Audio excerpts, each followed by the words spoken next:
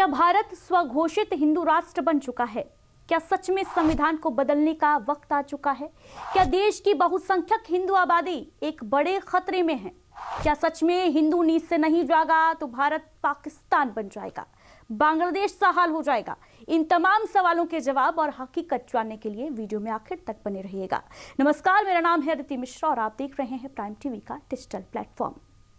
बांग्लादेश में भड़की हिंसा और हिंदुओं का कत्लेआम कैसे हो रहा है? कैसे बांग्लादेश ने भारत में राजनीतिक दलों को हिंदू मुसलमान करने का सुअवसर दे दिया है, इस पर बात करेंगे। लेकिन पहले बात 25 दिसंबर यानी क्रिसमस डे की, जो भारत की करीब 3% आबादी यानी ईसाइयों का सबसे बड़ा त्योहार। लेकिन भारत के अलग अलग हिस्सों से आई तस्वीरों ने सेक्युलर शब्द का कैसे चीरहरण कर दिया। अब तक आपने तस्वीरें देख ली होंगी। बजरंग दल के कार्यकर्ता जो अक्सर वैलेंटाइंस डे पर सक्रिय होते थे, इस बार क्रिसमस डे पर एक्टिव हो गए। बीजेपी शासित राज्यों में खासतौर से जमकर उत्पात मचाया गया। छत्तीसगढ़ के रायपुर से लेकर यूपी के बरेली तक कहीं तोड़फोड़ हुई, संता के स्टैचू पर लाठियां भांजी गई, तो कहीं चर्च के बाहर चालीसा का पाठ किया गया।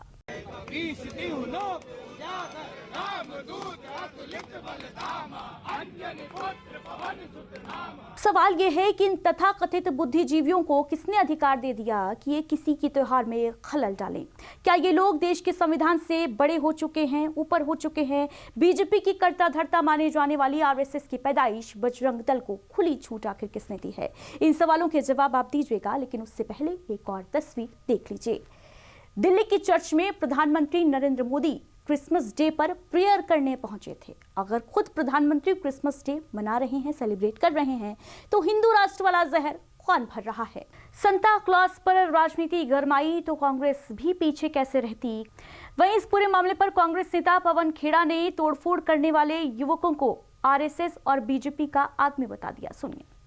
कि कुछ गुंडे लोग चर्चेज में जाकर, मॉल्स में जाकर तोड़फोड़ मचा रहे हैं, सांता क्लॉज की टोपी खींच रहे हैं, उसको दौड़ा रहे हैं, गुंडागर्दी का एक माहौल बना रहे हैं। एक अजीब सी परंपरा हमने देखी पिछले 10-11 सालों में कि रामनवमी हो या हनुमान जयंती हो तो साहब ये लोग चले जाएंगे मस्जिदों के बाहर डीजे बजा बजा के उकसाने वाले गाने लगा लगा के नाच रहे हैं।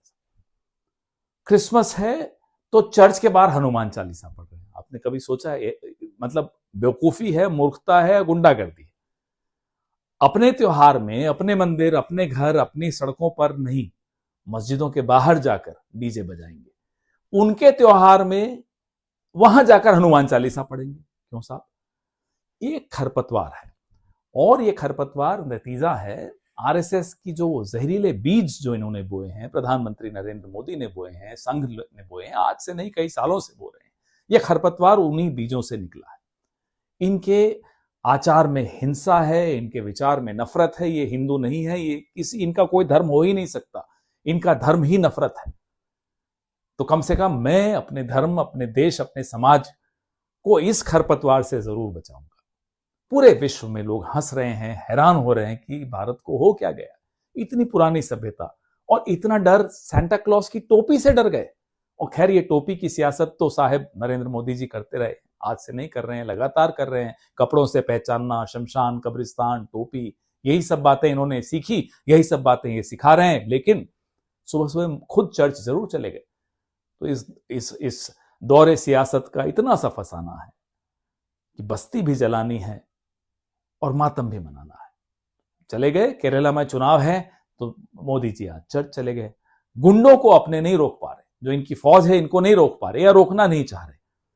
ये तो बात हो गई क्रिसमस की, लेकिन इससे इतर भी बीते दिनों कई ऐसे मामले सामने आए हैं जिनकी असलियत जानकर आप सोच में पड़ जाएंगे कि देश में आखिर चल क्या रहा है। बांग्लादेश के दीपू दास के बाद एक और हिंदू युवक की हत्या हो चुकी है। अमृत मंडल उर्फ सम्राट नाम के शख्स को पीट पीट कर मार डाला गया चोरी के शक में।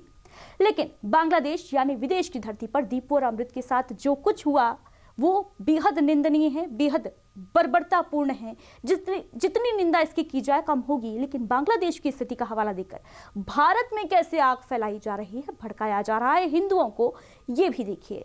बीजेपी की नेता है नवनीत राणा हिंदुओं को कम से कम 4 बच्चे पैदा करने की हिदायत दे रही हैं। सुनिए। मुझे 4 बीवी होने के बाद मैं 35-40 बच्चे नहीं कर सका, तो मैं सभी हिंदुओं को आग्रह करूंगी कि ये 19 बच्चे पैदा कर रहे हैं तो हम किमान 3 से 4 बच्चे ये हिंदुस्तान में हम सब हिंदू भाइयों ने, बहनों ने, हमने करना चाहिए। ये हिंदुस्तान को पाकिस्तान बनाने के राह पे चल रहे हैं, तो हमको हमारे हिंदुस्तान से अगर प्रेम होगा, ये 19 बच्चे कर रहे हैं, तो हमने जरूर 3 से 4 बच्चे जरूर सबने करना। ये बात और है कि नवनीत राणा खुद 2 बच्चों की मां है और इस बयान के बाद जमकर ट्रोल हो रही हैं। लेकिन हैरानी की बात तो यह है दोस्तों कि दीपू दास से लेकर अमृत मंडल की लिंचिंग की खबर आपको अखबारों के फ्रंट पेज पर पहले पन्ने पर मिली होगी। मेन स्ट्रीम मीडिया में बांग्लादेश पर चीख चिल्लाहट आपने सुनी होगी, लेकिन दीपू दास की जघन्य हत्या से ठीक 2 दिन पहले भारत के केरल में क्या हुआ था, इस बात से शायद आप अनजान हैं, क्योंकि ये आपको कोई नहीं बताएगा। राम नारायण बघेल कौन था ये अब तक आप तक नहीं आया होगा। क्यों? क्योंकि बांग्लादेश का हिंदू हिंदू है, पाकिस्तान का हिंदू हिंदू है, भारत का मुसलमान, पाकिस्तानी, खालिस्तानी, बांग्लादेशी घुसपैठिया। ये मानसिकता पनप कहां से रही है, इसकी जड़ें कहां तक हैं, कितनी गहरी हैं? हरा भरा हिंदुस्तान एक ही रंग में रंगने का प्लान आखिर किसका है? जिनका है, क्या वो संविधान को बदलने का दम रखते हैं? क्या वो खुलकर भारत को हिंदू राष्ट्र घोषित कर सकते हैं? संविधान की आत्मा, प्रीएम्बल, जिसमें लिखा है We the people of India having solemnly resolved to constitute our nation into sovereign socialist democratic republic, क्या इसे हटाने का दम रखते हैं? इसको मिटा सकते हैं? अगर नहीं तो ये सांप्रदायिकता के कांटे क्यों बोए जा रहे हैं? केरल के राम नारायण बघेल को भले ही आप याद ना करें, लेकिन 17 दिसंबर को केरल में क्या हुआ ये जानना बेहद जरूरी है आपके लिए। इस वक्त देश में एक बयार बह रही है, जिन्हें बंगाली आती है वो बांग्लादेशी हैं और इसी बयार का शिकार हुए केरल में छत्तीसगढ़ के रहने वाले युवक राम नारायण बघेल।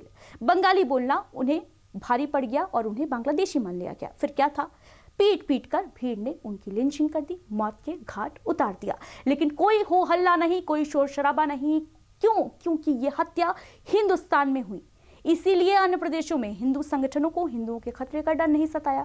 खैर ये भी जाने दीजिए, अखलाक तो याद ही होगा आपको। जी हाँ, वही अखलाक यूपी के नोएडा वाला, जिसकी 2015 में लिंचिंग कर दी गई और योगी सरकार कोर्ट पहुंच गई। किस लिए? इंसाफ दिलाने के लिए नहीं, केस वापस लेने की अर्जी डालने के लिए। वो तो भला हो न्यायपालिका का जिसने सरकार की अर्जी को खारिज कर दिया। क्या अखलाक की लिंचिंग पर दर्द नहीं होना चाहिए था? क्या केस वापस लेने की अर्जी का विरोध नहीं किया जाना चाहिए था? राम नारायण की लिंचिंग पर खून नहीं खोलना चाहिए था? क्या बांग्लादेश में हिंदू अल्पसंख्यक हैं इसीलिए मारे जा रहे हैं? ये सोच सोचकर क्या हिंदुस्तान के हिंदुओं को अपनी आबादी बढ़ाकर और डेमोग्राफी का अधिक सत्यानाश कर देना चाहिए? यह सरकार को जनसंख्या नियंत्रण कानून बनाने के लिए बाध्य करना चाहिए? बांग्लादेश, पाकिस्तान, सीरिया की दुहाई देने वाले ये क्यों भूल जाते हैं कि भारत की खूबसूरती ही यही है, असली ताकत ही यही है कि भारत एक लोकतांत्रिक देश है जिसे भीड़तंत्र किसी भी हालत में स्वीकार्य ना है, ना कभी था और ना ही होगा। बांग्लादेश इसीलिए नहीं जल रहा कि वहां हिंदू आबादी कम है, बल्कि इसलिए भी जल रहा है क्योंकि वहां भीड़तंत्र है, जंगल राज है, कानून व्यवस्था बेपटरी हो चुकी है। हमें अपने लिए क्या चाहिए? मुस्कुराता हुआ भारत, सेक्युलर इंडिया, विकास की ऊंचाइयों को छूता भारत, या वो भारत जो सांप्रदायिकता की आग में धधकता रहे, वो भारत जो कभी किसी एक धर्म का तमगा ओढ़कर अपनी असली पहचान को तरसता रहे? जवाब इसका जरूर दीजिएगा जाते जाते। पंडित विनय चंद्र मोदगल्य की कविता के कुछ अंश हैं। धर्म है अनेक जिनका सार वही है, पंथ है निराले पर सबकी मंजिल तो एक ही है। दीजिए इजाजत, नमस्कार।